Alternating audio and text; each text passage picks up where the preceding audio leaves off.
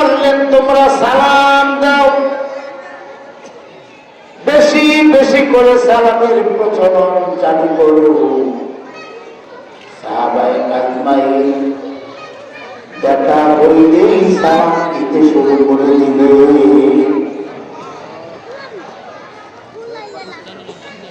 এই সালাম তারা দিতে শুরু করলেন, তাদের মধ্যে ফার্স্ট হলেন, এক নাম্বার হলেন হযরতে ওমর ফারুক রাদিয়াল্লাহু তাআলা আনহু। হযরত ওমর ফারুক রাদিয়াল্লাহু তাআলা আনহু এক রাত্রে ঘুমিয়ে আছেন, স্বপ্নের মধ্যে দেখতেছেন তিনি একটা মনোরম বাগানের মধ্য দিয়ে হাঁটছেন, চতুর্দিকে ফুল, নিচের পায়ের নিচের ঘাটগুলো সবুজ তকতকে। হযরত ওমর স্বপ্নে দেখেন তিনি হাঁটতেছেন, এমন সময় দেখে ওই বাগানের মধ্যে সুন্দর একখানা বিল্ডিং বালাখানা। হযরত ওমর বালাখানার কাছে গেলেন, জানালা দিয়ে ভিতরের দৃশ্য তাকিয়ে তাকিয়ে দেখতে শুরু করলেন। ওই বালাখানার গেটে যারা প্রহরী পাহারাদারদের কেটে কেটে বলতে শুরু করলেন, লিমান হাযাল কসর, ও প্রহরীরা, কার জন্য এই বিল্ডিং তৈরি করা হয়েছে?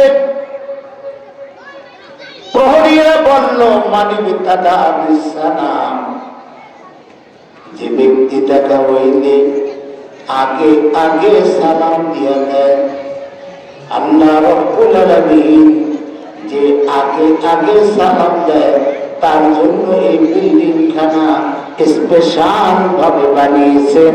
চিৎকার দিয়ে বলেন সুবহানাল্লাহ।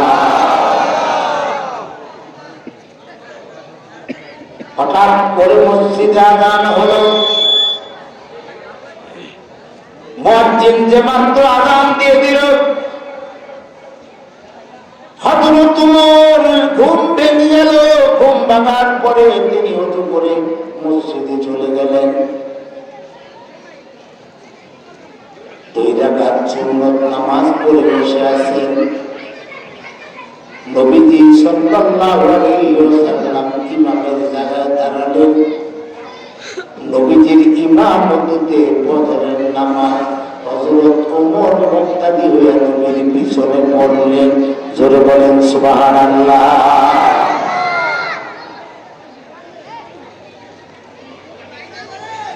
হযরত ওমর প্রতিদিন যে জায়গার মধ্যে নামাজ পড়ে বসে থাকেন, ওই জায়গার মধ্যেই বসান। প্রতিদিন ওমর আবু বকর রাদিয়াল্লাহু তাআলা আনহু টুপির ব্যবসা করতেন। যখন তিনি মসজিদে নামাজ পড়া হয়ে গেলে রওনা করতেন, হযরত ওমর আবু বকরকে সালাম দিয়ে দিত। কিন্তু আজকে আবু বকর নিকট দিয়ে যায়, ওমর সালাম দেয় না। আবু বকর চিন্তা করলেন, আমি হইলাম বড়, ওমর হল ছোট। আমি বড় হয়েছি তাতে কি হয়েছে, আমি নিজেই ওমরকে সালাম দিয়ে দিই, কারণ ওমরের মনের মধ্যে কোনো অশান্তিও থাকতে পারে।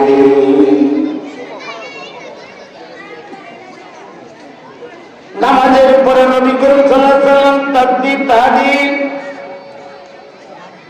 উম্মতদেরকে উপদেশ দেওয়ার পর মসজিদ থেকে বের হলেন। দেখা হলো আবু বকরের সাথে। আবু বকর রাদিয়াল্লাহু তাআলা আনহু বলেন, ইয়া রাসূলুল্লাহ, বুঝতে পারলাম না, প্রতিদিন আবু ওমর আমাকে সালাম দিয়ে দেয়, আজকে সালাম দিল না। ওমরের মনে হয় স্বাস্থ্য খারাপ অথবা মন খারাপ। আল্লাহ নবী জিজ্ঞাসা করলেন, আবু বকর তুমি তখন কি করেছো? আমি ওমরকে সালাম দিয়েছি, ওমর সালাম গ্রহণ করেছেন।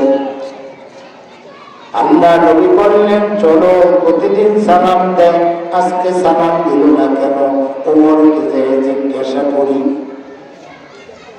আল্লাহ রাসূল ওমরের কাছে আসলেন, জিজ্ঞাসা করলেন, ইয়া ওমর, লিমা লা তুসাল্লিম আলা আকিকা আবা বকর? ওমর গো, তুমি প্রতিদিন আবু বকরকে সালাম দিয়ে দাও, আজকে কেন তুমি আবু বকরকে সালাম দিলে না?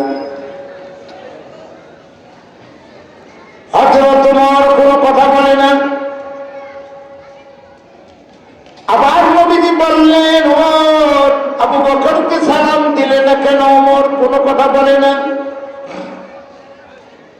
তিনবার বলার পরে তিনবারই ওমর কোনো কথা বলে না। নবীজি রাগ হয়ে গেলেন। নবীজি বললেন, ইয়া ওমর, আজিব লিমা লা তুসাল্লিম আলা আকিকা আবা বকর?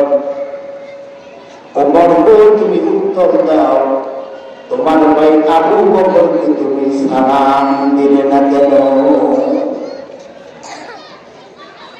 আমার বাবারা, বন্ধুরা, আল্লাহ নবী বলার পরে দেখা গেল ওমর ছোট্ট শিশুর মতো ফেল ফেল করে কাঁদতে আরম্ভ করে দিল। ডাক দিয়ে বলল, ইয়া রাসূলুল্লাহ সাল্লাল্লাহু আলাইহি ওয়াসাল্লাম, তিনবার আপনি জিজ্ঞাসা করেছেন, আমি কোনো জবাব দেই নাই, আপনি রাগ করেছেন। ওয়াল্লাযী নাফসি বিয়াদি, যে আল্লাহর হাতে আমার প্রাণ, আল্লাহর শপথ করে বলছি,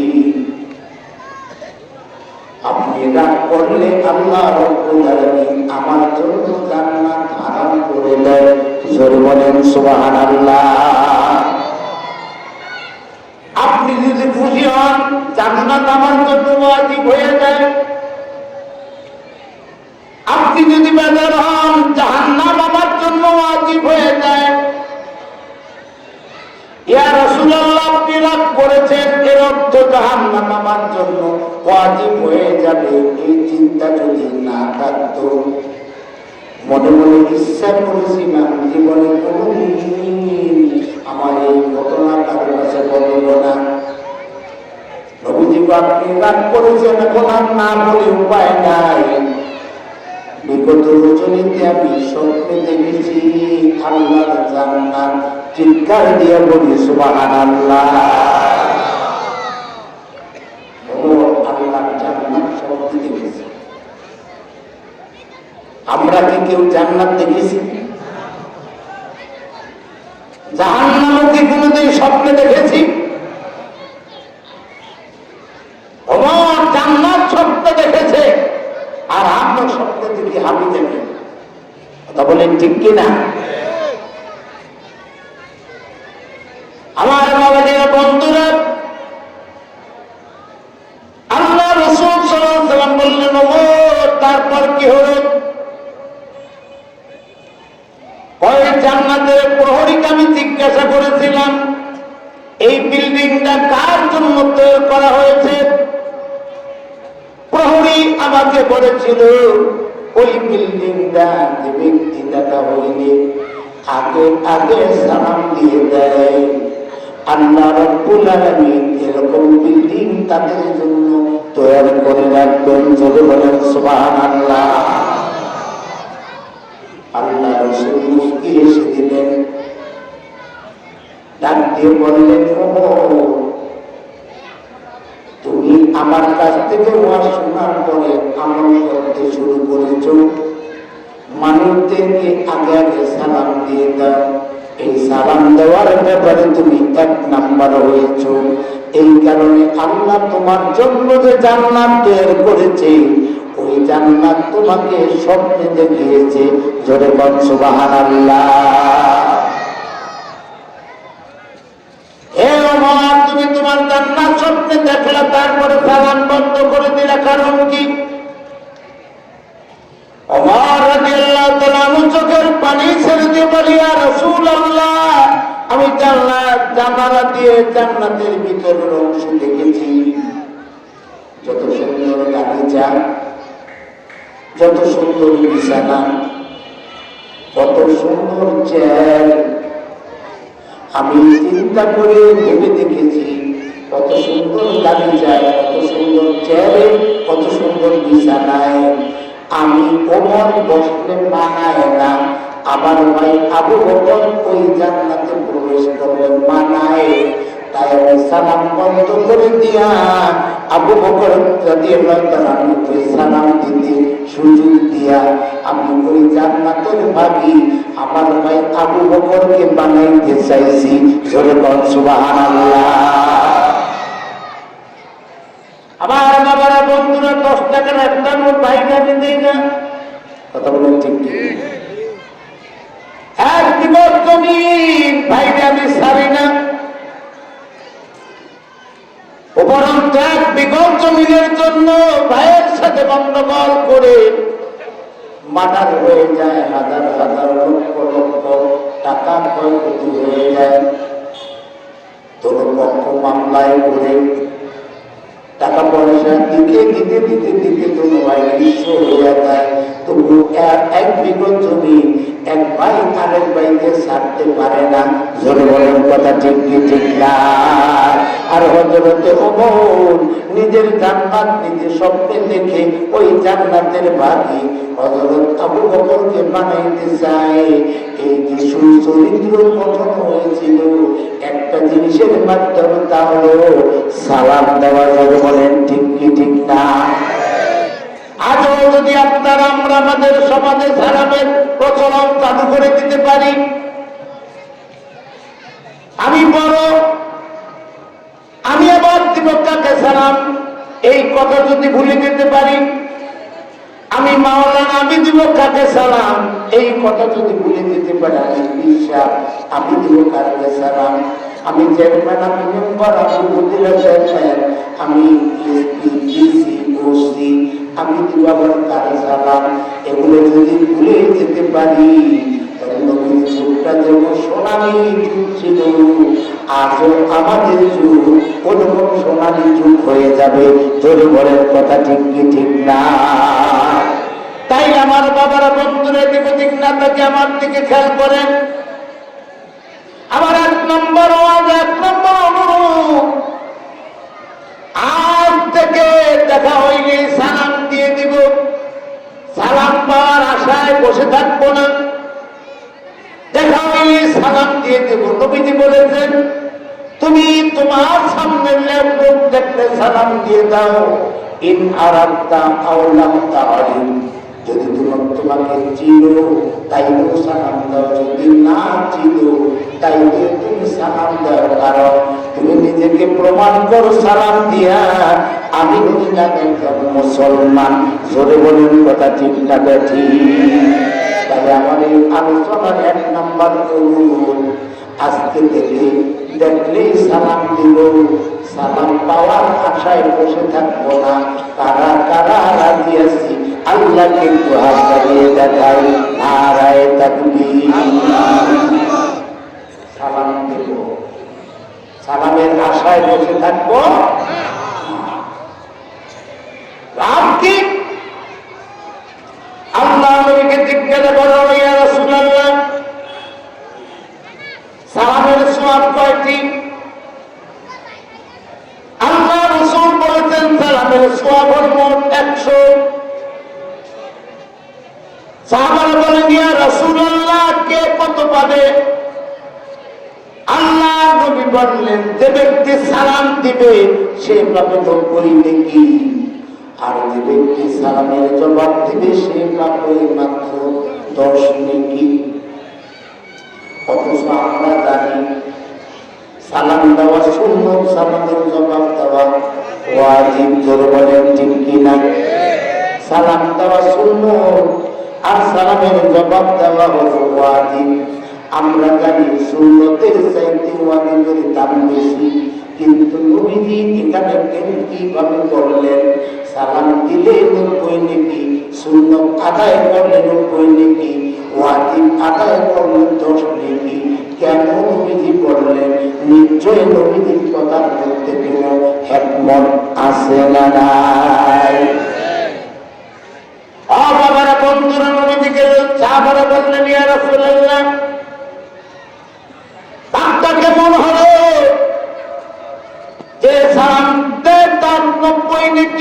জবাব দেয় তার 10 নেকি। সালাম দেওয়া হলো সুন্নত, জবাব দেওয়া হলো ওয়াজিব। ওয়াজিবের দাম আপনি কমিয়ে দিলেন ইয়া রাসূলুল্লাহ, আমাদের বুঝে আসলো না। আল্লাহর নবী বললেন, শোনো, যে ব্যক্তি সালাম দেয়, যে ব্যক্তি আগে সালাম দেয়, ওই ব্যক্তির মধ্যে কোনো অহংকার থাকলে সে সালাম দিতে পারে না। বলেন ঠিক কিনা? আমি বড়, অর্থাৎ টাকার পরি থাকলে সে সালাম দিতে পারে না।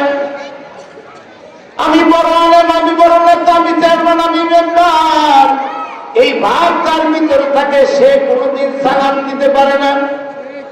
ওই ব্যক্তি সালাম দিতে পারে যার মনের মধ্যে হিংসা নাই, বিদ্বেষ নাই, তাকাব্বুরি নাই, অহংকারী নাই, দেমাক নাই। জোরে বলেন কথা ঠিক কি ঠিক না? আল্লাহ নবী বলেন, উম্মতেরা শোনো, যে ব্যক্তি সালাম অহংকার ত্যাগ করে দিতে পারলো, যে ব্যক্তি নিজের বরত্বকে বাদ দিয়ে সালাম দিতে পারলো, যে ব্যক্তি হিংসা বিদ্বেষ বাদ দিয়ে সালাম দিতে পারলো, তার ভিতরে হিংসা না থাকার কারণে, অহংকার না থাকার কারণে, বরত্ব না থাকার কারণে, তাকাব্বুরি না থাকার কারণে আল্লাহ রাব্বুল আলামিন তাকে 90 নেকি দিয়ে দিবে। আর সালামের উত্তর দিবে সে পাবে মাত্র 10টি। সুতরাং আমার আর আল্লাহ নবীর ভাগ সুন্দর করে পড়লে এই ভাগ ঠিক আছে কি নাই? চলে বলেন ঠিক আছে কি নাই? তারপর আমার বাবারা, বন্ধুরা, আপনাদেরকে আমি অনুরোধ করব, আপনারা যদি বড় ভাগ দিতে চান তাইলে সালাম আগে দেন। চলে বলেন ঠিক কিনা? আমরা বাজারে যাই, স্ত্রী বলেছে মেহমান বাড়িতে আসছে, বাজার থেকে ভালো মাছ আনবেন। আপনি নড়িয়া বাজারে যায় দেখেন কোনো মাছ নাই, একটা লোক শুধুমাত্র 2 ভাগ পুঁটি মাছ নিয়ে বসে আছে। 2 মাছ পুঁটি মাছ, 2 ভাগ পুঁটি মাছ নিয়ে বসে আছে, আর কোনো মাছ নাই। মনে মনে চিন্তা করলেন, ধনিয়া পাতা নেব, কাঁচা মরিচ নেব, আর পুঁটি মাছ যদি 1 ভাগ নিয়ে যায়, অন্তত পক্ষে পুঁটি মাছ ভাজা দিন একটা ফল বেশি হবে। ধরে বলেন ঠিক কি ঠিক না? এই মনে চিন্তা করে আপনি জিজ্ঞাসা করবেন, ভাই পুঁটি মাছের ভাগা কত? উনি বলল, ভাই 2 ভাগ মাছ আছে, 2 ভাগ নেন, 100 টাকা।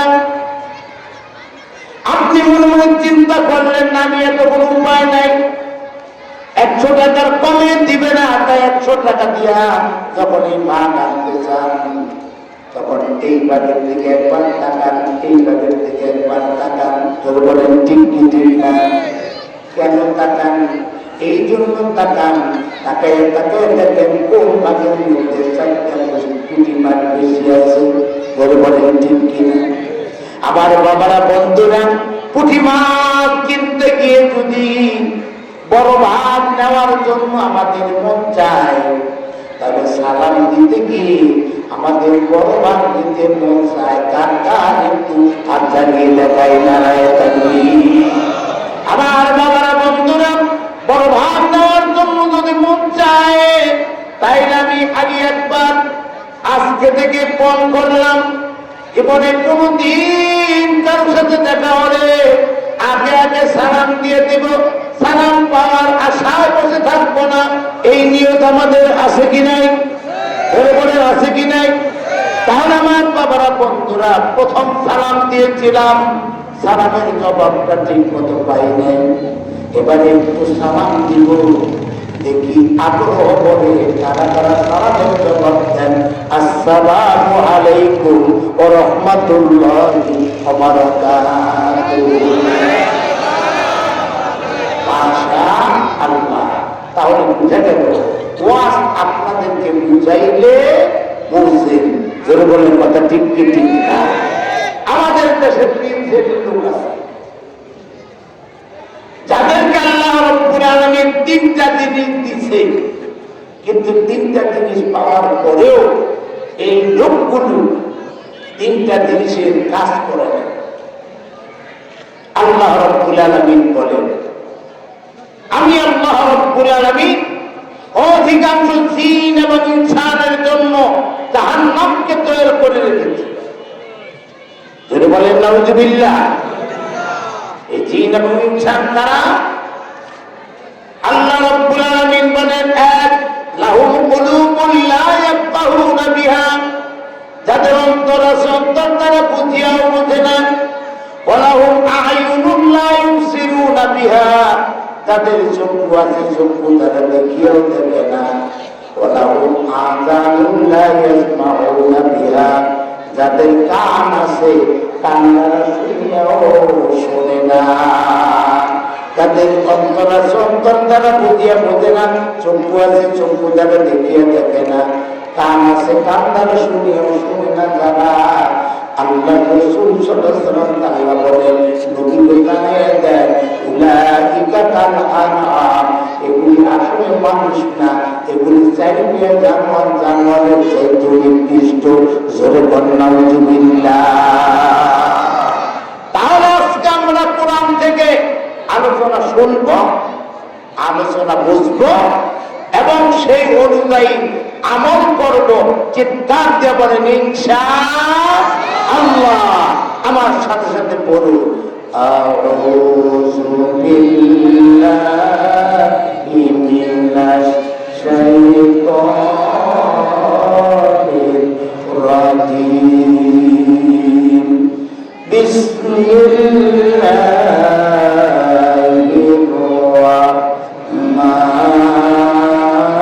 রাহমানির রাহিম। জবাব দিয়েছে কে? কথা বলার এই শক্তি দিয়েছে কে? আল্লাহ রাব্বুল আলামিন শক্তি দিল, আর আল্লাহর নামে আপনার শক্তি ব্যয় করলেন না, এই শক্তির জায়গাটা কিন্তু আল্লাহর কাছে নাই। জোরে বলেন ঠিক কি? আমি দেখতে পেয়েছি আমার সামনে দেখা যায় অনেক লোক আউযু বিল্লাহ পড়ার সময়, বিসমিল্লাহ পড়ার সময় মুখ খুলে নাই, চুপ করে রয়েছে। এর অর্থ কি? এর অর্থ হলো তার মনটা পড়ে গেছে, দিলটা পড়ে গেছে, ইমানি জজ্বা তার ভিতরে নাই। জোরে বলে ঠিক ঠিক।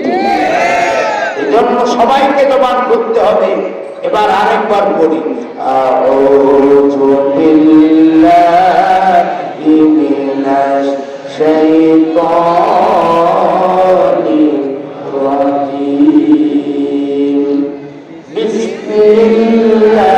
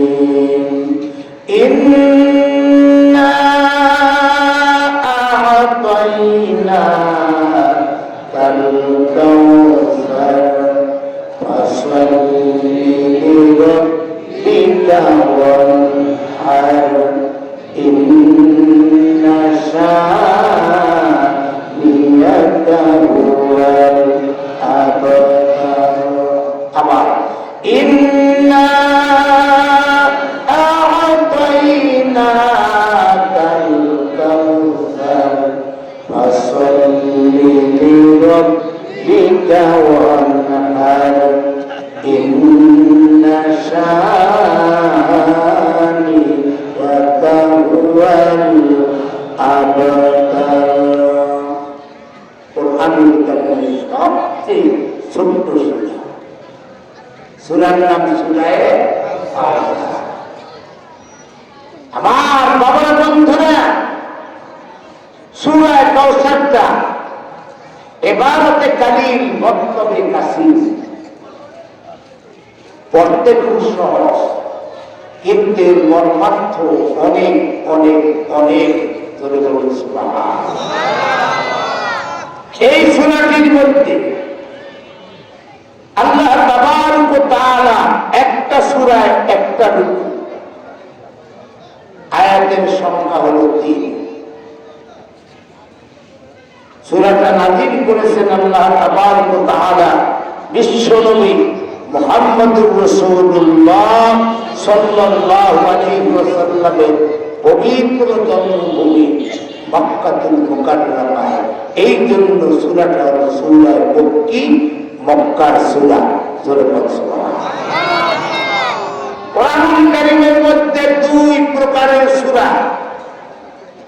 এক প্রকারের সূরা হলো মক্কি, আর নম্বর সূরা হলো মাদানী। রাসূল আকরাম সাল্লাল্লাহু আলাইহি ওয়াসাল্লাম হিজরত করার পূর্বে যেই সমস্ত সূরাগুলি রাসূল পাক সাল্লাল্লাহু আলাইহি ওয়াসাল্লামের উপরে অবতীর্ণ হয়েছিল, ওই সূরাগুলিকে বলা হয় মক্কি সূরা। আর হিজরতের পরে নবী করিম সাল্লাল্লাহু আলাইহি ওয়াসাল্লামের উপরে যেই সূরাগুলি অবতীর্ণ হয়েছিল, ওই সূরাগুলিকে বলা হয় মাদানী সূরা, অর্থাৎ মদিনার সূরা। জোরে বলেন সুবহানাল্লাহ। তাহলে কোরআন শরীফ থেকে পেলাম সূরাগুলি দুই ভাগে বিভক্ত, আল মাক্কিয়া ওয়াল মাদানিয়া, মক্কি সূরা এবং মাদানী সূরা। মক্কায় অবতীর্ণ সূরাকে মক্কি সূরা বলে, মদিনায় অবতীর্ণ হওয়া সূরাকে মাদানী সূরা বলে, যদিও তা হিজরতের পরে হয়। জোরে বলেন সুবহানাল্লাহ। আমি আপনাদের সামনে পবিত্র কোরআনুল কারীমের যে সূরাটি তেলাওয়াত করেছি, সূরার নাম হচ্ছে সূরা কাউসার। এই সূরাটা বিশ্ব নবীর পূর্ণ জন্মভূমি মক্কাতুল মুকাররমায় অবতীর্ণ হয়েছে আমাদের নবী জনাব মুহাম্মদ রাসূলুল্লাহ সাল্লাল্লাহু আলাইহি ওয়াসাল্লামের ভিতরে। কখন অবতীর্ণ হয়েছিল, কিভাবে অবতীর্ণ হয়েছিল, কেন অবতীর্ণ হয়েছিল? তিনটা জিনিস, কখন, কিভাবে, কেন অবতীর্ণ হয়েছিল। আর চতুর্থ নম্বরে এই সূরার কিছু চাওয়া আছে, সেই চাওয়াগুলি কি? এই চারটা বিষয়ের উপরে সংক্ষিপ্ত আকারে আমি আপনাদের সামনে আলোচনা করতে চেষ্টা করব ইনশাআল্লাহ। আল্লাহর নবী মুহাম্মদ রাসূলুল্লাহ সাল্লাল্লাহু আলাইহি ওয়াসাল্লাম রজব মাসের 26 দিবাগত রাত্রি রাসূল আকরাম সাল্লাল্লাহু আলাইহি ওয়াসাল্লামের ফুফি, মতান্তরে তার চাচাতো বোন, হয়তো ফুফি অথবা তার চাচাতো বোন উম্মে হানি, এই উম্মে হানির বাড়িতে রাসূলুল্লাহ সাল্লাল্লাহু আলাইহি ওয়াসাল্লাম বেড়াতে গিয়েছিলেন। কোন মুহূর্তে? যেই মুহূর্তে রাসূলুল্লাহ সাল্লাল্লাহু আলাইহি ওয়াসাল্লামের মনের মধ্যে অনেক দুঃখ, অনেক কষ্ট, অনেক বেদনায় নবীজি জড়িত ছিলেন। এমন একটি দুঃখ, কষ্ট, বেদনা দেওয়ার সময় আল্লাহর নবী তার ফুফু মতান্তরে চাচাতো বোনের বাড়িতে বেড়াতে গিয়েছিলেন। একটি রাত্রে সেখানে তিনি থাকতেন। দুঃখগুলি ছিল কি? এক নাম্বার, আল্লাহর নবীর চাচা আবু তালেব, যে তাকে সবচেয়ে বেশি আদর করত, এই আবু তালেব ওই বছরে ইন্তেকাল করেছে।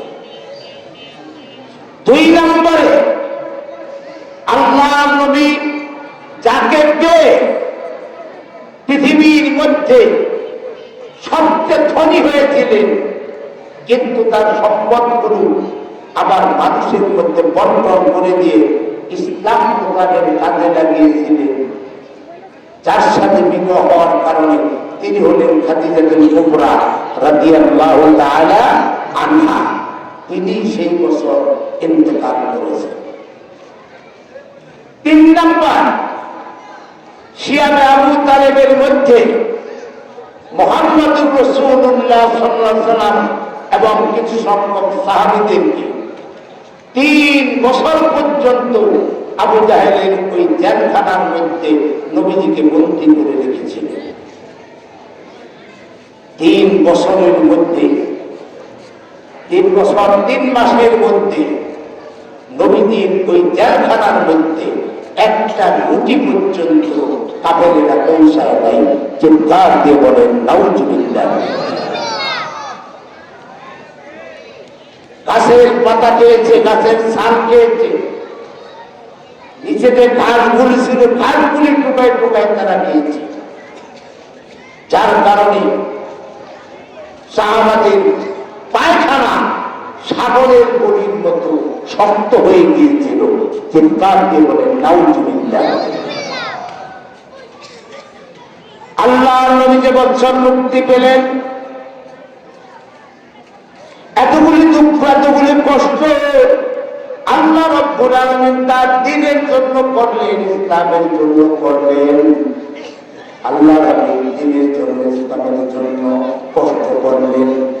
এই কষ্ট আল্লাহ নবীর যিনি মালিক, আমাদের যিনি মালিক রব্বুল আলামিন, আল্লাহ রব্বুল আলামিন দেখছেন কি দেখেন না? আমার বাবারা, বন্ধুরা, তাই আল্লাহ রব্বুল আলামিন জিবরাইলকে ডাক দিয়ে বললেন, জিবরাইল, দুনিয়ার মানুষ পৃথিবীতে রাজনীতি করে, দল করে, বল করে। কোন নেতার নেতৃত্বে যদি কেউ দল করে, ওই দলের জন্য যদি মার খায়, দলের জন্য যদি নির্যাতন সহ্য করে, দলের জন্য যদি রক্ত দেয়, দলের জন্য যদি জেল খাটে, তাহলে ওই দল যখন ক্ষমতায় আসে, তার দলের জন্য যে বেশি পরিশ্রম করেছে তাকে ওই দলের প্রধান কিছু সুযোগ সুবিধা দেয়। জোরে বলেন ঠিক কিনা? তার মধ্যে গুরুত্বপূর্ণ সুযোগ সুবিধা হলো দলের প্রধানের পক্ষ থেকে পারমিট দিয়ে দেওয়া হয়, তুমি 15 দিনের জন্য মালয়েশিয়া সফর করতে যাও, তুমি 15 দিনের জন্য ইংল্যান্ডে সফর করতে যাও, তুমি 15 দিনের জন্য সিঙ্গাপুর সফর করে আসো। কারণ তুমি আমার 1 নাম্বার কর্মী, আমার দলের জন্য তুমি কাজ করেছো। জোরে বলেন ঠিক কি ঠিক না? আল্লাহ রাব্বুল আলামিন জিবরাইলকে বলেন, জিবরাইল, কোন কর্মী যদি তার দলের নেতার জন্য কাজ করে, তার যদি এরকম প্রতিদান সে পায়, তাহলে আমার দলের জন্য, আমার দ্বীনের জন্য যে কাজ করলো, তারও কিছু প্রতিদান পাওয়ার জন্য হকদার সে আছে কি নাই? জিবরাইল বললেন, ইয়া রাসূলুল্লাহ, নিশ্চয়ই সে কিছু হক আপনার কাছে পায়। আল্লাহ রাব্বুল আলামিন বললেন, জিবরাইল, তাহলে আমার নবীর কাছে চলে যাও। আমার নবী আমার দ্বীনের জন্য তায়েফের ময়দানে মার খেয়েছে।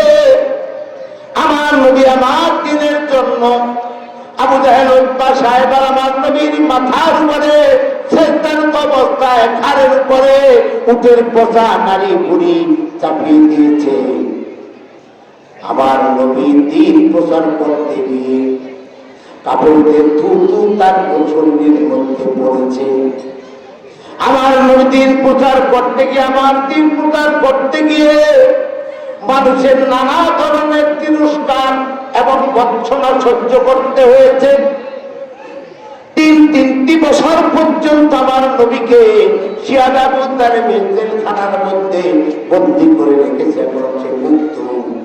আমি চাই আমার নবী মুহাম্মদ রাসূলুল্লাহ আমার দলের জন্য যে কাজ করেছেন, এজন্য আমার নবীকে আমি একটা ঐতিহাসিক সফর করাবো, ভ্রমণ করাবো। জোরে বলেন সুবহানাল্লাহ। জিবরাইল বলে, ইয়া রাসূলুল্লাহ, তার সফর কতটুকু লম্বা হবে?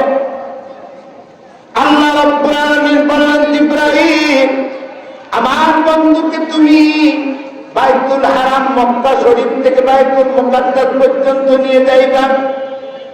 ওখান থেকে প্রথম, দ্বিতীয়, তৃতীয়, চতুর্থ, পঞ্চম, ষষ্ঠ, সপ্তম আসমান পার হয়ে, সিদরাতুল মুনতাহা পার হয়ে, লাম মুকাম পার হয়ে আমার আরশ পর্যন্ত আমার নবী মুহাম্মদ রাসূলুল্লাহকে আমি ভ্রমণ করাবো। জোরে বলেন সুবহানাল্লাহ। ইব্রাহিম আলাইহিস সালাম আসলেন, নবীজিকে নিয়ে চললেন ওই বাইতুল্লাহ হেরেম শরীফ মাকাম ইব্রাহিম থেকে আল্লাহ নবী মুহাম্মদ সাল্লাল্লাহু আলাইহি ওয়াসাল্লামকে বাইতুল মুকাদ্দাস পর্যন্ত নিয়ে গেলেন। মধ্যখানে ঘটনা ঘটেছে 27টা। আজকে মেরাজের আলোচনাটা না, তাই আমি ওই 27টা ঘটনার একটা ঘটনা শুধু বলবো। ওই ঘটনাটা হলো আল্লাহর নবীকে বাইতুল মুকাদ্দাস মসজিদে প্রবেশ করার পরে জিবরাইল আলাইহিস সালাম আযান দিলেন। মানুষগুলো ফরজ নামাজের জামাত করার জন্য ইমামের জন্য যেমন অপেক্ষা করে, ওই মসজিদ ভরা সমস্ত মানুষগুলো ইমামের জন্য অপেক্ষা করতেছে।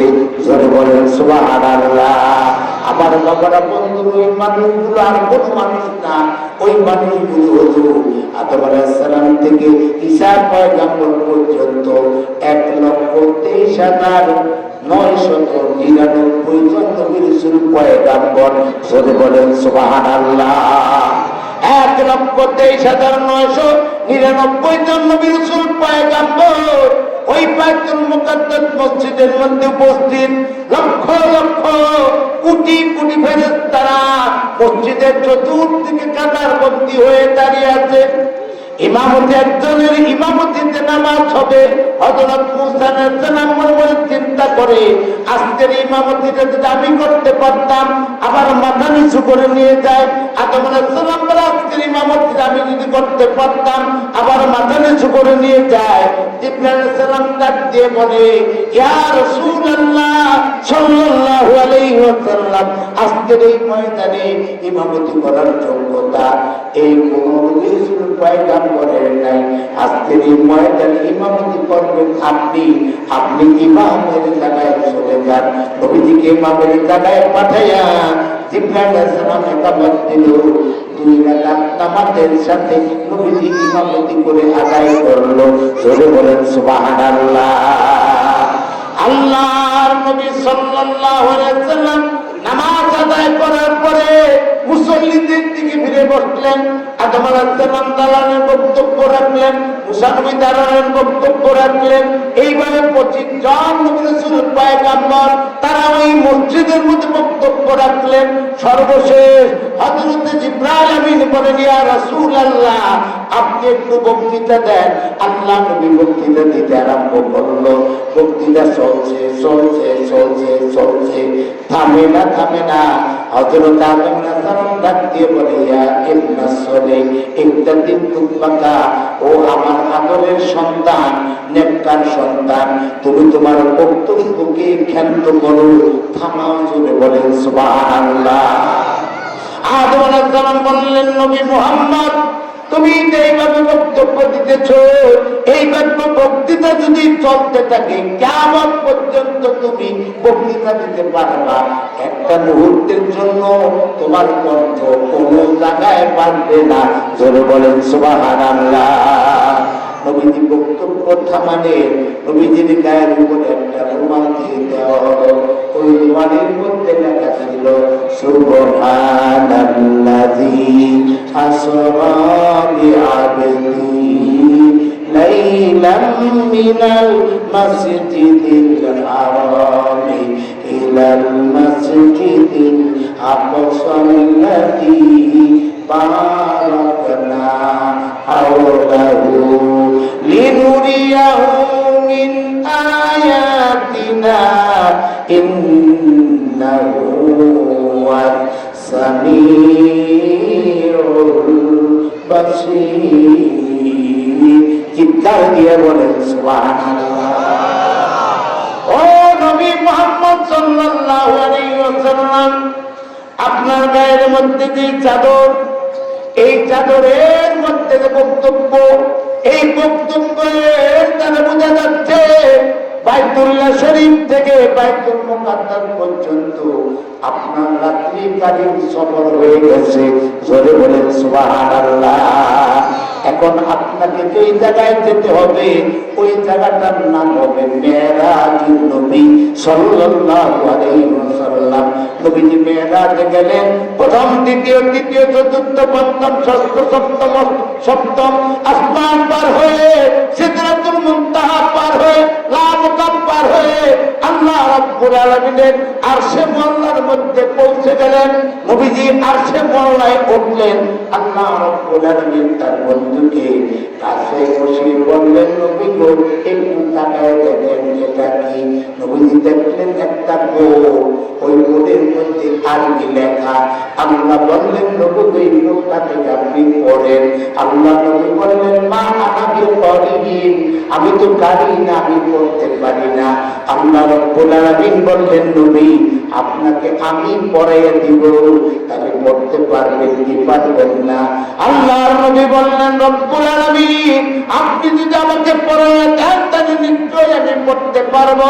আল্লাহ রব্বুল আলামিন পবিত্র কোরআনুল কারীমের বিসমিল্লাহর পায়ের নক্তা থেকে শুরু করে মিনাত জিন্নাতি ওয়ান নাস পর্যন্ত 30 পারা কোরআন আল্লাহ রব্বুল আলামিন তার বন্ধুকে পড়াইয়া দিল। চিৎকার দিয়ে বলেন সুবহানাল্লাহ। আল্লাহ নবী 30 পারা কোরআন পড়লো। এবার আল্লাহ রাব্বুল আলামিন বলেন নবী গো আমার কোরআন কি তুমি বুঝেছো? নবী বলেন আরবি মানুষ আমি কিছু কিছু বুঝি, সব জায়গা আমি বুঝি না। আল্লাহ রাব্বুল আলামিন বললেন নবী তোমাকে আমি আমার কোরআনের তাফসীর শিখিয়ে দিব। জোরে বলেন সুবহানাল্লাহ। আবার আল্লাহ রাব্বুল আলামিন বিসমিল্লাহ পায়ের নক্তা থেকে শুরু করে মিনাল জিন্নাতি ওয়ান নাস সূরা নাসের শেষ অক্ষরটি সিন পর্যন্ত আল্লাহ রাব্বুল আলামিন নবীকে তাফসীর করে ব্যাখ্যা বিশ্লেষণ করে সুন্দর করে বুঝিয়ে দিল। জোরে বলেন সুবহানাল্লাহ। এবার নবীকে জিজ্ঞাসা করেন নবী গো আমার কোরআন তোমাকে আমি পড়িয়ে দিলাম, তুমি পড়তে পারো? হ্যাঁ আমি পড়তে পারি। আমার কোরআন তোমাকে বুঝিয়ে দিলাম, তুমি কি বুঝতে পেরেছো? হ্যাঁ বুঝতে পেরেছি। ও নবী তুমি কি বুঝতে পেরেছো? আল্লাহ নবী ডাক দিয়ে বলেন আল্লাহ আমি যা বুঝতে পেরেছি ওই কাজগুলি আমি পড়তে আরম্ভ করে দিই। আল্লাহ রাব্বুল আলামিন ডাক দিয়ে বলেন নবী গো ও নবী আমার কোরআন পড়ে তুমি যা বুঝেছো আর যে কাজগুলি তোমার করতে হবে এই কাজটাই আরশের জগতে নয়, এই কাজটা হলো যে পৃথিবীর বুক থেকে তোমাকে এনেছি কিছুক্ষণের মধ্যে, আবার আমি সেই পৃথিবীর মধ্যে তোমাকে পৌঁছিয়ে দিব। পৌঁছিয়ে দেওয়ার পরে আমি আল্লাহ রাব্বুল আলামিনের কোরআন যা তুমি বুঝলা সেই অনুযায়ী সমাজের মধ্যে কোরআনের বিস্তৃতি, কোরআনের দাওয়াত, কোরআনের ভাষা মানুষদেরকে তুমি সুন্দর করে বুঝাইয়া মানুষগুলোকে পথভোলা মানুষগুলোকে তুমি সত্যিকারের পথের দিশা দিবা। জোরে বলেন সুবহানাল্লাহ। আমার বাবারা বন্ধুরা বিশ্বনবী সাল্লাল্লাহু আলাইহি ওয়াসাল্লামকে আল্লাহ রাব্বুল আলামিন মেরাজে নিলেন। আল্লাহ কথা বললেন, নবীজি কথা বললেন। এবার নবীজিকে পৃথিবীর বুকে আল্লাহ পাঠাবেন। আল্লাহ নবী বললেন রব্বুল আলামিন আমার উম্মতদের জন্য কি উপহার দিলেন? আল্লাহ রব্বুল আলামিন বলেন নবী গো তোমার উম্মতের জন্য 12 মাস রোজা দিলাম, আর তোমার উম্মতের জন্য 50 ওয়াক্ত নামাজ আমি আল্লাহ রব্বুল আলামিন ফরজ করে দিলাম। চিৎকার দিয়ে বলেন সুবহানাল্লাহ। আল্লাহর নবী সাল্লাল্লাহু আলাইহি ওয়াসাল্লাম কোরআনুল কারীম নিয়ে আর 12 মাস রোজা নিয়ে আর 50 ওয়াক্ত নামাজ নিয়ে রওনা করলো। কিন্তু আল্লাহ রাব্বুল আলামিন সব কিছু জানেন, সব কিছু তিনি দেখেন, সব কিছু তিনি বোঝেন। জোরে বলেন কথা ঠিক না বেঠিক? মুসা নবীর আমলে তার উম্মতের উপরে 1 ওয়াক্ত নামাজ এশারের নামাজ ফরজ ছিল, তারা এশারের নামাজ পড়ে নাই।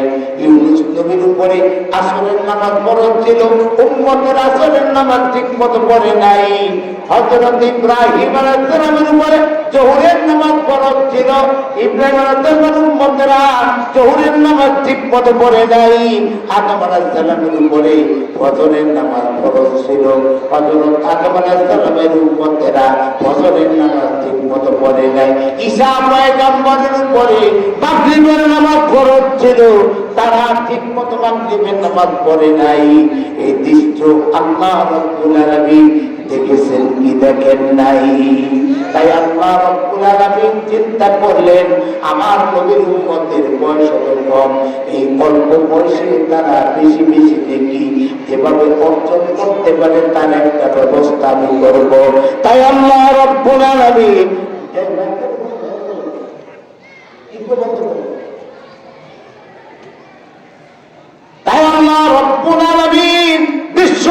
মুহাম্মদুর রাসূলুল্লাহ সাল্লাল্লাহু আলাইহি ওয়াসাল্লামকে ডেকে বললেন, ইয়া রাসূলুল্লাহ, আপনার উম্মতদের উপরে 50 ওয়াক্ত নামাজ দিলাম। আর মুসা নবীকে টেলিফোন করে আল্লাহ জানিয়ে দিলেন, মুসা নবী গো, তোমার কাছ দিয়ে আমার নবী যখন রওনা করবে, আমার নবীকে তুমি বারবার পাঠাইবা, আর আমার নবীর উম্মতের নামাজ রোজা আমি কমাইয়া দিব। জোরে বল সুবহানাল্লাহ। 9 বার মুসা নবী পাঠালেন, আল্লাহ 45 ওয়াক্ত নামাজ কমাইয়া দিলেন। রাখলেন কত ওয়াক্ত? 5 ওয়াক্ত নামাজ রাখলেন। বিশ্ব নবী কে আল্লাহ রাব্বুল আলামিন 11 মাস রোজা কমাইয়া দিলেন, 1 মাস মাত্র রোজা রাখলেন। ও বাবারা, বন্ধুরা, 1 মাস রোজা নিয়ে আর 5 ওয়াক্ত নামাজ নিয়ে নবীজি যখন জান্নাত দেখার জন্য জান্নাতের মধ্যে ঢুকতেছে, এমন সময় নবীজি দেখে দুই পাশে 2টা আমলনামা। একদিকে আগের জমানার নবী এবং উম্মতের বয়স, আর একদিকে বিশ্ব নবী মুহাম্মদ রাসূলুল্লাহ এবং তার উম্মতের বয়সের গড়। এই দুটি দৃশ্য দেখে দেখলেন আগের জমানার নবীরা, নবীদের উম্মতেরা 1000 বছর হায়াত পাইছে, 1000 বছর হায়াত পাইছে। কোন কোন নবীর উম্মত এবং নবীরা 3700 বছর পর্যন্ত হায়াত পাইছে। আর নবীজি দেখলেন তার উম্মত তথা আমাদের বয়সের পর দেখলেন আমাদের বয়স মাত্র 43 থেকে 63 বছর। আল্লাহ নবী চিন্তায় পড়ে গেলেন, বলতে আরম্ভ করলেন, রব্বুল আলামিন, আমার উম্মতের বয়সের কম কম, আর আগের জমানার উম্মতেরা বয়স পাইছে বেশি, বেশি বয়স পায় তারা অনেক নেকি অর্জন করেছে, আমার উম্মতের বয়স কম। তারপরে আবার আমি 50 ওয়াক্ত নামাজকে কমাইয়া 5 ওয়াক্ত আনলাম। আমার উম্মতের নামাজ ফেরত দেন, নাইলে আমার উম্মতেরা তাদের সমান পরিমাণ নেকি অর্জন করতে পারবে না। আল্লাহ রাব্বুল আলামিন বললেন, ও নবী, কোনো টেনশন করবেন না, আমি আল্লাহ রাব্বুল আলামিন আপনার উম্মতের জন্য নামাজ কমাইছি ঠিক, কিন্তু আপনার উম্মতের জন্য আমি আল্লাহ রাব্বুল আলামিন নেকি কমাই নাই। জোরে বল সুবহানাল্লাহ। আল্লাহ আয়াত নাযিল করে জানিয়ে দিলেন, মান জাআ বিল হাসানাতি ফালাহু আশরু আমসালিহা। এক নেকি কার কুলি বান্দা করে, এক নেকি কার কুলি বান্দা করে, এক কি বদলে উসকো 10 দিলে। পর যদি একটি নেকি এই দুনিয়ায় 10টি করে সওয়াব পাবে আখিরের বেলায়। নবী গো, চিন্তা করবেন না, আপনার উম্মতের নামাজ কমাইছি কিন্তু আমি সওয়াব কমাই নাই। আপনার উম্মতের যদি 1 ওয়াক্ত নামাজ পড়ে আমি 10 ওয়াক্ত নামাজের সওয়াব দিয়ে দিব। 5 ওয়াক্ত নামাজ পড়লে আমি আল্লাহ রাব্বুল আলামিন তাদের আমলনামায় 50 ওয়াক্ত নামাজের সওয়াব দিয়ে দিব। জোরে বল সুবহানাল্লাহ। 1 মাস রোজা রাখলে আমি আল্লাহ রাব্বুল আলামিন 300 দিন রোজা রাখার সওয়াব দিয়ে দিব। আল্লাহ নবী বললেন, আল্লাহ 360 দিন হলো 1 বছর, আপনি 300 দিনের সওয়াব দিবেন, বাকি 60 দিন আমার উম্মতেরা রোজা দিয়ে থাকবে। আল্লাহ রাব্বুল আলামিন বললেন, নবী গো, কিভাবে তুমি সওয়াব নিতে চাও নাও।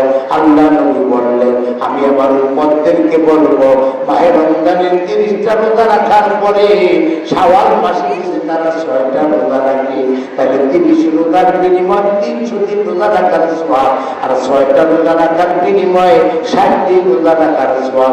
আমার উম্মতেরা যেন 30 রোজা রাখার পরে আবার 6টা রোজা রাখলে আমার উম্মতেরা যেন সারা বছর রোজা রাখার সওয়াব পায়। আল্লাহ তুমি মঞ্জুর করো। আল্লাহ রাব্বুল আলামিন বললেন, নবী গো, তোমার দরখাস্ত মঞ্জুর। চিৎকার দিয়ে বলেন সুবহানাল্লাহ। এবার আমি বলতেছি সূরা কাউসারের কথা। ও বাবারা, বন্ধুরা, আল্লাহ নবী সাল্লাল্লাহু আলাইহি ওয়াসাল্লাম জান্নাত ঘুরতে ঘুরতে দেখতে পেলেন একটা সবুজ গম্বুজ। বিরাট এক সবুজ গম্বুজ। নবী করিম সাল্লাল্লাহু আলাইহি ওয়াসাল্লাম বললেন, জিবরাইল ওই গম্বুজটা কিসের? জিবরাইল বলেন, হুজুর কাছে চলেন। নবীজিকে নিয়ে জিবরাইল কাছে আসলো। কাছে আসার পরে দেখতে পাই ওই গম্বুজের দরজার মধ্যে দরজাটা আটকানো। আল্লাহ নবী বললেন, ভিতরে যাইতে ইচ্ছা করে কিন্তু দরজা তো আটকানো। জিবরাইল আমিন বললেন, ইয়া রাসূলুল্লাহ আমি খুলে দিচ্ছি। ধরে বলেন সুবহানাল্লাহ। এবার জিবরাইল আলাইহিস সালাতু ওয়াস সালাম পড়লেন, বিসমিল্লাহির রাহমানির রহিম। জিবরাইল সালাম বিসমিল্লাহ পড়ে দরজার মধ্যে যে মাত্র হাত দিল, সাথে সাথে দরজা খুলে গেল। চিৎকার দিয়ে বলেন সুবহানাল্লাহ। নবীজি ভিতরে ঢুকলেন।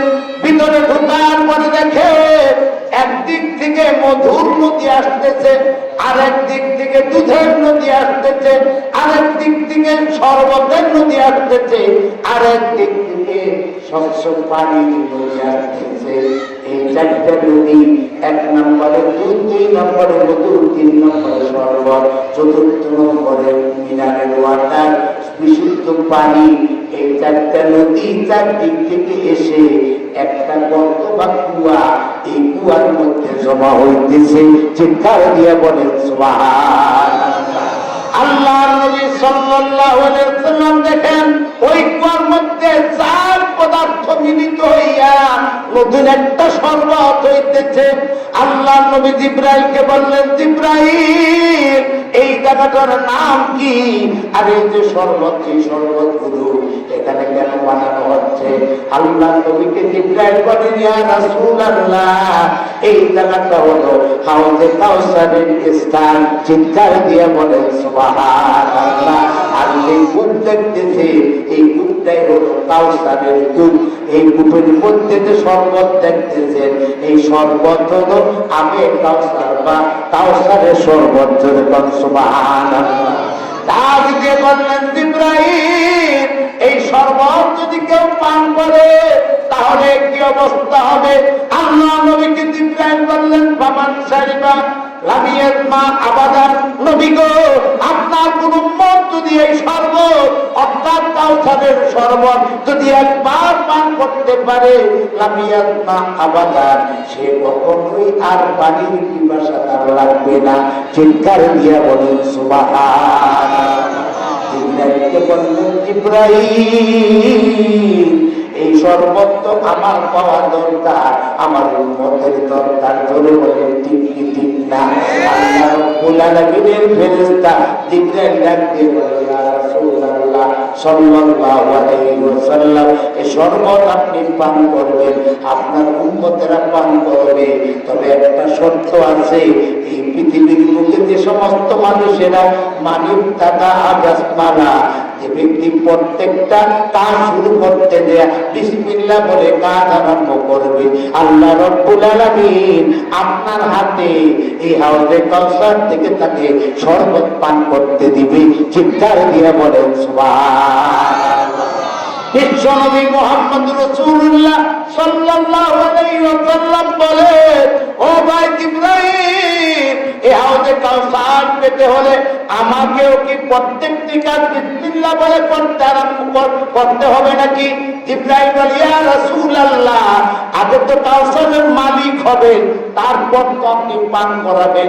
পানি যদি হতে চান প্রত্যেকটা কাজের শুরুতে আপনাকে বলতে হবে, বলেন বিসমিল্লাহির রাহমানির রহিম। আল্লাহ নবী সাল্লাল্লাহু আলাইহি ওয়াসাল্লাম ওই দিন থেকে বিসমিল্লাহ ধরলেন, বিসমিল্লাহ পড়তে আরম্ভ করলেন। আল্লাহ নবী সাল্লাল্লাহু আলাইহি ওয়াসাল্লাম মেরাজ থেকে চলে আসলেন। যে কোনো কাজ করতে যায় বিসমিল্লাহির রহমানির রহিম, যে কোনো কাজ করতে যায় বিসমিল্লাহির রহমানির রহিম, যে কোনো কথা বলতে যায় বিসমিল্লাহির রহমানির রহিম। সাহাবাদেরকে বললেন, তোমরা বেশি বেশি করে বিসমিল্লাহ তেলাওয়াত করো। সবাই বিসমিল্লাহ তেলাওয়াত করতে শুরু করে দিল। বিসমিল্লাহ তেলাওয়াতের প্রতিযোগিতা হইতে আরম্ভ করলো। আল্লাহর কাছে এক পর্যায়ে আল্লাহর নবী দোয়া করতে আরম্ভ করলেন, আল্লাহুম্মা তিনিল কাউসার, ও আল্লাহ তুমি আমাকে কাউসার দান করে দাও। লিআন্নী লাম আতরুকুল বাসমালা, আল্লাহ গো আমি তো বিসমিল্লাহ ছাড়ি না, আমি তো বিসমিল্লাহ ছাড়ি না, তুমি আমাকে কাউসারের মালিক বানিয়ে দাও, আমাকে কাউসার দাও। আল্লাহ রাব্বুল আলামিন বিশ্ব নবী যখন কাউসার কাউসার বলে আল্লাহর কাছে মোনাজাত দেয় কান্দে, আল্লাহ রাব্বুল আলামিন বলেন, জিবরাইল আমার বন্ধুর কান্না আমি সহ্য করতে পারি না, তাড়াতাড়ি করে আমার বন্ধুর কাছে যাও, আমার বন্ধুর কাছে যেয়ে বলো, ইন্না আ'তাইনা কাল কাউসার, ও নবী আপনি কাউসার কাউসার করে আর চিল্লে কান্নাকাটি করবেন না। আল্লাহ রাব্বুল আলামিন বলেছেন, ইন্না আ'তাইনাকাল কাউসার, নবী গো নিশ্চয় আমি আল্লাহ রাব্বুল আলামিন আপনার জন্য কাউসারকে রিজার্ভ করে দিলাম। জোরে বলুন সুবহানাল্লাহ। বিশ্বনবী মুহাম্মদ রাসূলুল্লাহর উপরে ওই মেরাজ থেকে আসার পরে মক্কা নগরীতে বিশ্বনবীর উপরে এই সূরা কাউসার অবতীর্ণ হলো। চিৎকার দিয়ে বলেন সুবহানাল্লাহ। বাবারা, কোন বন্ধুরা, কোন কাউসার? সেই কাউসার থেকে কিয়ামতের কঠিন ময়দানে আল্লাহ নবী সাল্লাল্লাহু আলাইহি ওয়াসাল্লাম এমনি করে কাউসার থেকে পেয়ালা ভরবেন, আর তার উম্মতের কাছ দিয়ে যাবে, তাদেরকে এক পেয়ালা করে দিয়ে দেবেন। যে ব্যক্তি একবার এক পেয়ালা কাউসারের শরবত পান করতে পারবে, লামিয়াসমা আবাদা, তার কোনদিন আর পানির পিপাসা লাগবে না। চিৎকার দিয়ে বলেন সুবহানাল্লাহ। তাহলে আমাদের নবী মুহাম্মদ রাসূলুল্লাহ কাউসারের মালিক আল্লাহ বানিয়ে দিলেন। নবীজি কাউসারের মালিক হলেন। নবীজি কাউসারের মালিক হয়েছে প্রথমত একটা কাজ করে, তা হলো প্রত্যেকটা কাজের শুরুতে নবীজি বলতেন, বলেন বিসমিল্লাহির রাহমানির রহিম। তাহলে আমরা ওই কাউসারের শরবত নবীজির হাতে পান করতে চাই কি চাই না? কারা কারা চাই হাত লাগিয়ে দেখাই। নারায়ে তাকবীর। আল্লাহ হাত দুটো করে রাখেন। আল্লাহ গো তোমার দরবারে তোমার নবীর হাতে আমরা হাতে কাউসার পান করতে চাই। কারণ নবীজি প্রথম যে কাজটা করেছেন ওই কাজটাও তাই আমাদেরকে করতে হবে। জোরে বলেন ঠিক কি ঠিক না? ওই কাজটা হলো আল্লাহ নবী কোন কাজ করতে গিয়া বিসমিল্লাহ ছাড়া কাজ করে নাই। আমি একবার মুক্তা সহ আমরা সবাই আজকে আল্লাহর কাছে হাত উঠাইছি, আল্লাহ তুমি যতদিন দুনিয়াতে বাঁচিয়ে রাখো ততদিন পর্যন্ত কোন কাজ, হালাল কাজ বিসমিল্লাহ ছাড়া করবো না। চলে দেখা কোন হালাল কাজ বিসমিল্লাহ ছাড়া করবো না। আল্লাহ কবুল করুক। জোরে বলেন আমিন। তাই বলে বাবা আমার, বন্ধুরা আমার, কোন হারাম কাজে বিসমিল্লাহ বলা যাবে? জোরে বলেন যাবে? হুজুর একটু বসেন, বিসমিল্লাহ বললে আমি একটা সিগারেট খেয়ে আই। দেখুন হুজুর আপনি একটু বসেন, বিসমিল্লাহ বললে আমি একটু পায়খানা করে আসি, বলা যাবে? হুজুর আপনি একটু বসেন, বিসমিল্লাহ বলে আমি একটু শরবত খেয়ে মদ খেয়ে লই, বলা যাবে? বাবার আমার, বন্ধুরা আমার, হুজুর একটু বসে, আমাকে কেউ যেন না দেখে আমি বিসমিল্লাহ বলে রওনা করলাম, আমি অমুকের গাছের একটা ডাব চুরি করে আনবো, বলা যাবে? বলেন যাবে? তাই বুঝা গেল হালাল কাজে বলতে হবে বিসমিল্লাহ, আর হারাম কাজ নাউযুবিল্লাহ বলে ছেড়ে দিতে হবে। জোরে বলেন, কথা বলেন ঠিক কি ঠিক না? আমার নবী মুহাম্মদ রাসূলুল্লাহ কাউসারের মালিক হয়েছে একটা কাজ করে। এক নম্বরে প্রত্যেকটা কাজের শুরুতে বলেছিলেন বিসমিল্লাহ। বলেন বিসমিল্লাহির রাহমানির রহিম। জোরে বলেন কথা ঠিক কি ঠিক না? সুতরাং আমরাও আজকে হাত উঠে ওয়াদা করছি যতদিন দুনিয়াতে বেঁচে থাকবো জানা সত্ত্বে কোনোদিন বিসমিল্লাহ ছাড়বো না। প্রত্যেকটা হালাল কাজ আমরা বিসমিল্লাহ করে বলবো, করবো। জোরে বলেন ইনশাআল্লাহ, আর জোরে বলেন ইনশাআল্লাহ। এবার আল্লাহ রাব্বুল আলামিন বলেন, আমার নবী আরো দুইটা কাজ করেছেন, তোমাদেরকেও সেই দুইটা কাজ করতে হবে। সেই দুইটা কাজ কি নবী গো? আপনার উপরে আমি ইন্না আ'তাইনাকাল কাউসার, ও নবী আপনাকে আমি কাউসার দিলাম, আর কাউসার নামক শরবত দিলাম। আপনি পান করবেন, আপনার উম্মতদেরকে পান করাবেন। তবে শর্ত হলো এই কাউসার যদি পেতে হয় তাহলে আরো এক নম্বরে বিসমিল্লাহ তো পড়তে হবে, আরো দুইটা কাজ করতে হবে। ওই দুইটা কাজ নবী গো শুনেন, ফাসল্লি লিরাব্বিকা ওয়ানহার। এক নম্বরে তোমার প্রভুর উদ্দেশ্যে তোমাকে নামাজ পড়া লাগবে, আর দুই নম্বরে তোমার প্রভুকে রাজি খুশি করার জন্য তোমার কোরবানি করা লাগবে। জোরে বলেন কথা ঠিক না বেঠি? এখন বাবার আমার বন্ধুরা না, শুধু বিসমিল্লাহ বললেই তাহলে বুঝা গেল কাউসার পাওয়া যাবে না, আরো দুইটা কাজ করতে হবে। ওই দুই কাজের এক কাজ হলো ফাসল্লি লিরাব্বিকা, তোমার প্রভুর উদ্দেশ্যে তুমি নামাজ পড়ো। জোরে বলেন কথা ঠিক কিনা? বাবারা বন্ধুর নামাজ নাই, রোজা নাই, মৌলভী আব্দুল হাই 14 মূর্তি আছে না নাই? জোরে বলেন আছে না নাই? নামাজের কাছে যায় না কই ইমান ঠিক আছে, রোজার কাছে যায় না কই ইমান ঠিক আছে, হজ করে না কই ইমান ঠিক আছে, যাকাত দেয় না বলে ইমান ঠিক আছে, সত্য কথা বলে না ইমান ঠিক আছে, গীবত করে কয় ইমান ঠিক আছে, আল খেলে কয় ইমান ঠিক আছে, ওজনে কম দেয় কয় ইমান ঠিক আছে, ওজনে বেশি নেয় কয় ইমান ঠিক আছে। এমন শেখ পাথরওয়ালা ইমানদার আমাদের সমাজে 2-4 জন আছে না নাই?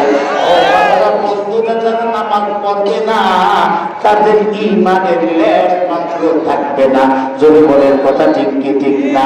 কারণ আল্লাহ নবী বলেছেন, একজন ফাইনাল আব্দি ওয়াল কুফরু তারকুস সালাত, একজন আল্লাহর বান্দা আর একজন কাফিরের মধ্যে পার্থক্য হলো নামাজ। জোরে বলেন ঠিক কিনা? মুয়াজ্জিন যখন আযান দিবে, তারা একজন আল্লাহর বান্দা, তারা নামাজ পড়তে মসজিদে চলে যাবে, আর আল্লাহকে যারা অস্বীকার করে তারা চার দোকানে বসে থাকবে। জোরে বলেন কথা বলেন ঠিক কি ঠিক না? আজ আমাদের সমাজে মুয়াজ্জিন আযান দেয় ঠিক, আমরাও নামাজ পড়তে আসি ঠিক, 70 জন লোক যদি চার দোকানে থাকি তার মধ্যে 7 থেকে 8 জন লোক নামাজ পড়তে আসি, বাকি 60 জন বেনামাজি হয়ে টেলিভিশন দাঁড়িয়ে দেখি।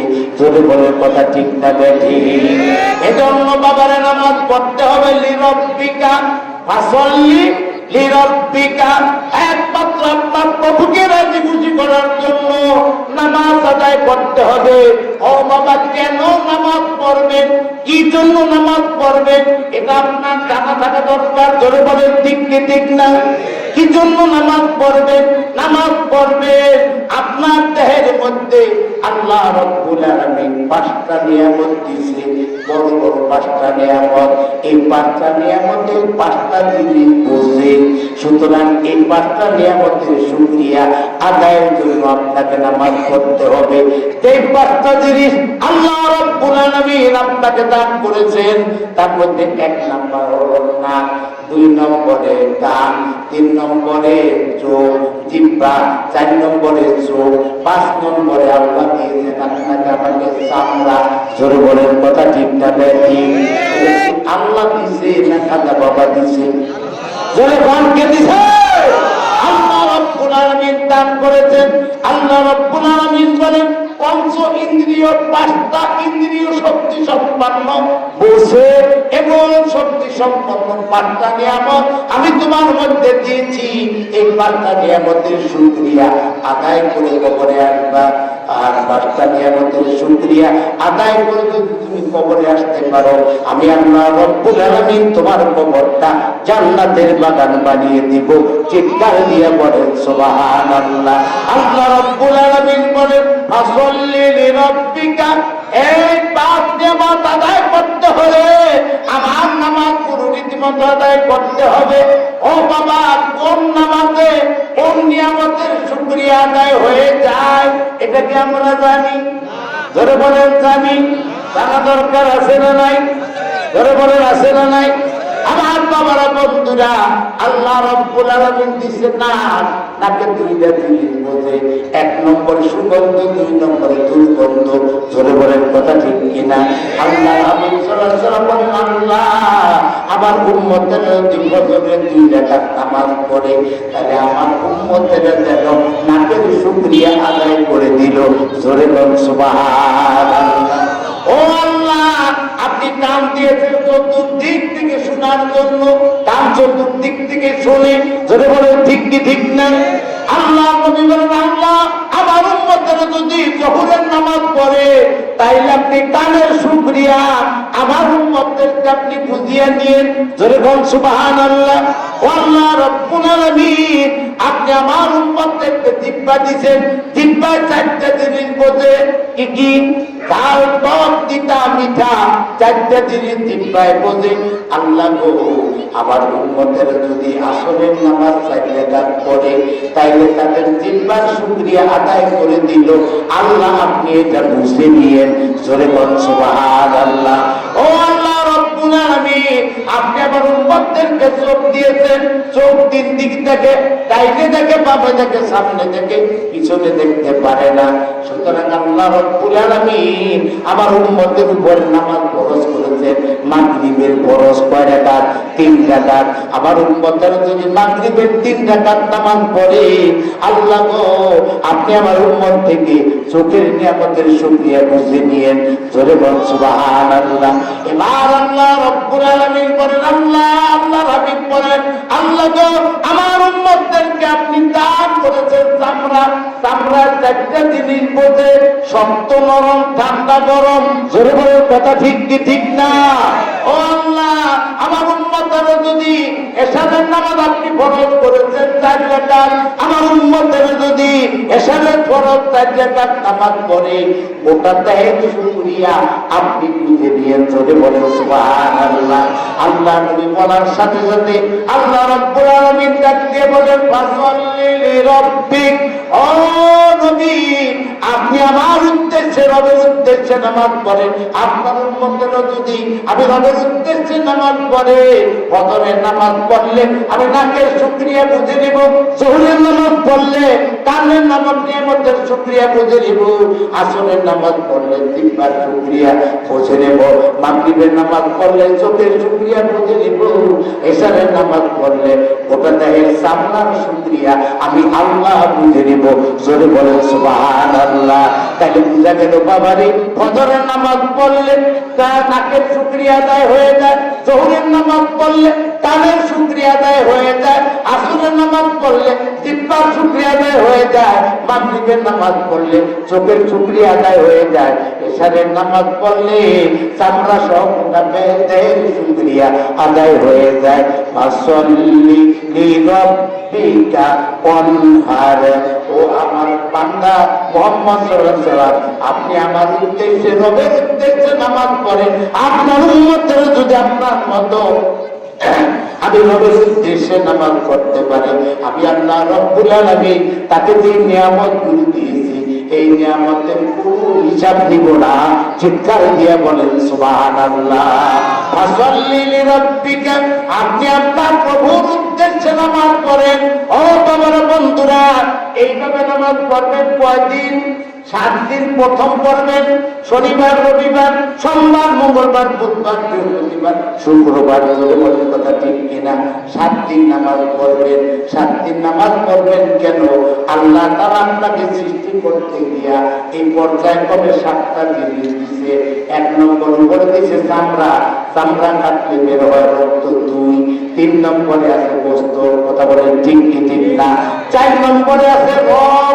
5 নম্বরে আছে গোশত। নড়াচড়া করতে পারি ক্যালসিয়ামের কারণে। জোরে বলো ঠিক কিনা? 6 নম্বরে আছে ক্যালসিয়াম। ও বাবারা, আপনার চামড়া আছে, আপনার রক্ত আছে, আপনার গোশত আছে, আপনার রগ আছে, আপনার হাড্ডি আছে, আপনার ক্যালসিয়ামের 6টা জিনিস আছে, কিন্তু তারপর আপনি নড়াচড়া করতে পারেন না। আরেকটা জিনিসের দরকার, ওই জিনিসটার নাম হলো রূহ। জোরে বলেন, কথা বলেন ঠিক কি ঠিক না? আল্লাহ রাব্বুল আলামিনের হাবিবকে আল্লাহ রাব্বুল আলামিন বললেন, নবী গো, আপনার উম্মতদেরকে আপনি বলে দিন, শনিবার যদি নামাজ আদায় করে আমি চামড়ার শুকরিয়া বুঝে পাবো, রবিবার নামাজ আদায় করলে রক্তের শুকরিয়া বুঝে পাবো, আর সোমবার দিন নামাজ আদায় করলে আমি আল্লাহ গোশতের শুকরিয়া বুঝে পাবো, মঙ্গলবার দিন নামাজ আদায় করলে রগের শুকরিয়া বুঝে পাবো, বুধবার দিন নামাজ আদায় করলে হাড্ডির শুকরিয়া বুঝে পাবো, বৃহস্পতিবার দিন নামাজ পড়লে হাড্ডির মধ্যে ক্যালসিয়ামের শুকরিয়া আমি আল্লাহ বুঝে নিব। যেরকম সুবহানাল্লাহ। আর শুক্রবার দিন যদি নামাজ পড়ে, 7 দিনের শুক্রবার দিন যদি নামাজ পড়ে, 7 নম্বরে আমি আল্লাহ তাকে রূহ দিছি, এই রূহুর শুকরিয়া আমি আল্লাহ বুঝে নিব। চিৎকার দিয়া বলেন সুবহানাল্লাহ করে। ইন্না আতাইনা কাল কাউসার ফাসাল্লি লিরাব্বিকা ওয়ানহার। ও নবী, আপনার উপর আমি কাউসার আপনাকে দিলাম, রিজার্ভ করে দিলাম, সুতরাং আপনি 2টা কাজ করবেন। ফাসাল্লি লিরাব্বিকা, আপনার প্রভুর জন্য আপনি নামাজ পড়বেন, আপনার উম্মতের নামাজ পড়বে। ওয়ানহার, এবং আমি আল্লাহর উদ্দেশ্যে সকল প্রকারের কুরবানি করবে। যদি বলেন সুবহানাল্লাহ। আল্লাহ তাআলা আমাদেরকে 5 ওয়াক্ত নামাজ আদায় করে আল্লাহর উদ্দেশ্যে সকল প্রকার স্যাক্রিফাইস কুরবানি করে আল্লাহ আমাদেরকে পৃথিবীর বুক থেকে যাওয়ার তৌফিক দান করুন। আমিন। আর বলেন আমিন। ওয়া আখির দাওয়ানা আলহামদুলিল্লাহ।